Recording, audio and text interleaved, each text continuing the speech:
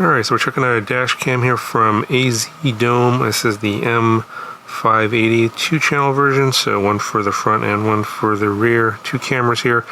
You know, for those of you guys that are, you know, concerned about insurance fraud and that kind of stuff and just want to have a dash cam in your car in case of any kind of an accident, these things are invaluable and they're coming down in price quite a bit.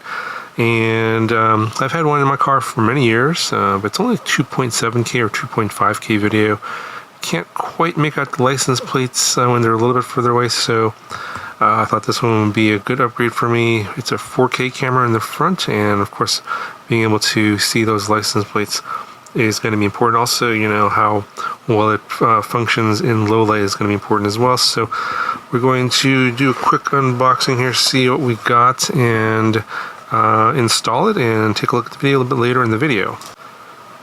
Alright, so I got everything out of the bags and everything. So you get these for your windshield or the glass. These go on there, and then the mounts for the cameras will stick onto this. So this makes it easier to take the cameras on and off if you want to replace them. So you get these two small ones for the back, and the bigger ones here are for the front.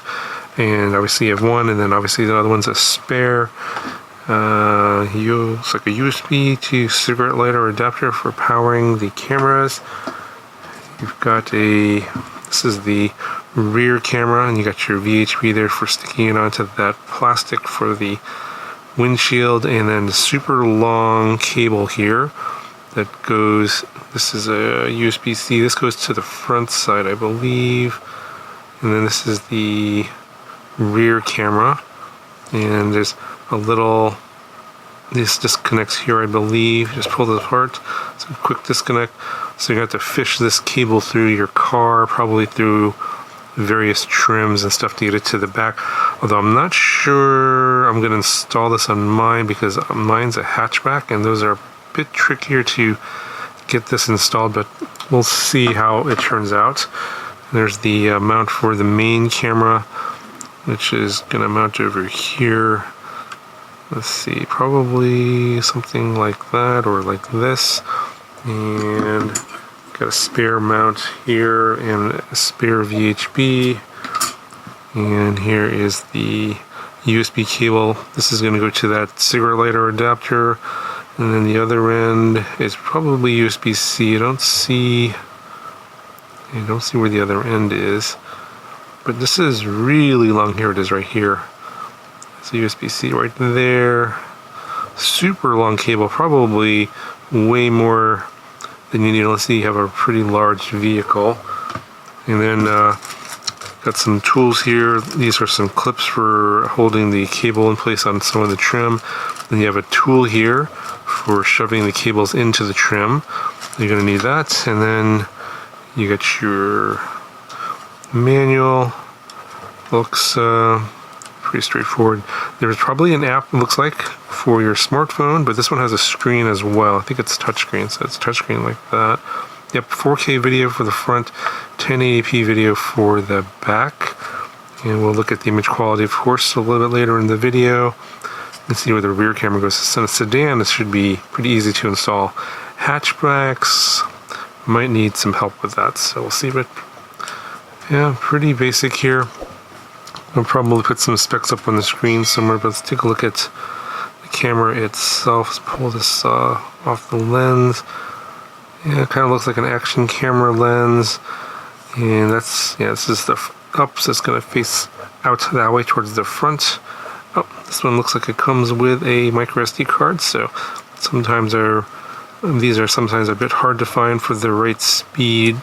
But this one is 64 gigabytes. It looks like a U1 card, so should be fairly decent bitrate on the 4K video. Got power button there, and yeah, 5 volts, 2.5 amps. And it says here U3 speed, but the one in here says it looks like it's a U1. I mean, if they're including it, then it should work. This one, oh no.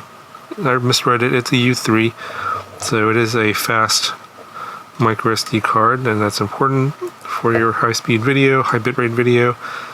And yeah, just some basic notes here. And this is the touch screen. It's very reflective, as you can see here. I wonder if it's got any power or not. Let's go ahead and turn it on. Usually it'll auto power up from the USB port here when your car turns on. I don't think this has a battery in it, so. Okay, so I did go ahead and just plug it into some 5-volt USB power here, nothing special, and on this mount. And this mount actually acts as a quick release. You can quick release it here, for this part comes off, and then you can actually release it here where there's pins that actually give this power. So there's 2 places you can quick release this, and you know, obviously if it's highly noticeable, it might get stolen, so this is actually kind of a big one. And just see here what the video quality looks like. The screen's a bit on the dark side, and apparently there's a super capacitor in here, so there's not actually a battery, but you can see this charging up. And I only have the main camera going, so when you only have the main camera, you have 5K video, so even higher resolution. So it's probably what I'm going to go for. Obviously you can connect up the rear camera here, and you probably get an additional footage from the back. Still debating whether I'll do that or not, but this is what the basic interface looks like. Got your settings, everything's touchscreen. You can record audio, you can change your resolution here, and then if you have the other camera connected, it's going to be, I think, 4K and 1080p is the combined. But yeah, there's things like the G sensor, so if like you're parked and someone crashes in your car, then this will kick on and start recording, stuff like that. You have built-in Wi-Fi, so you can connect to this with the smartphone app and download footage. Of course, it has GPS and all that, and I think that's pretty much it. Pretty nice big screen here, so yeah, you can review your footage here directly on the screen if you don't want to connect to your phone. But go ahead, at this point I'm going to get it into the car, install it, we'll take a look at it, and then take a look at the footage, and we'll see what that's like. Alright, so here I got it installed in the car, and I got the rear camera also installed, and you can see the main screen is the front, and just cycle through here. The menu will go away in a few seconds, so we'll see the front camera view, and then if you want to switch, go to the back camera view. It's behind. I'm in a parking lot, and then hit it again, and then you have the main screen is going to be the front camera view, and then the smaller screen, the lower right corner, is going to be the rear camera view. Here, the menu finally disappeared after about 10 seconds. Just to give you an idea. And then the screen does go to sleep, but there's a timer you can set in the settings to turn that off. I also have the app connected via Wi-Fi to the dash cam. But you see in this mode, the main camera and actually both camera views are kind of squished, and there's a little bit of lag compared to seeing it on the main on the dash cam itself. Here's what it looks like when you rotate the phone and go full screen. So this gives you a better aspect ratio between the two cameras, the front and the rear. So this gives you kind of a live preview of what's going on, but it's a little bit of delay between what's shown on the dash cam versus what's sent over Wi-Fi. You see there's a little bit of jitter there as a car go by in the street. But this is mainly just for preview, and yes, you can download the files via Wi-Fi, but it's very slow. It's just easier to just take the SD card out of the dash cam, and then you can just plug it into your computer and download the files a lot faster that way. Alright, so just a little bit of a discussion about the image quality and how usable this image quality is.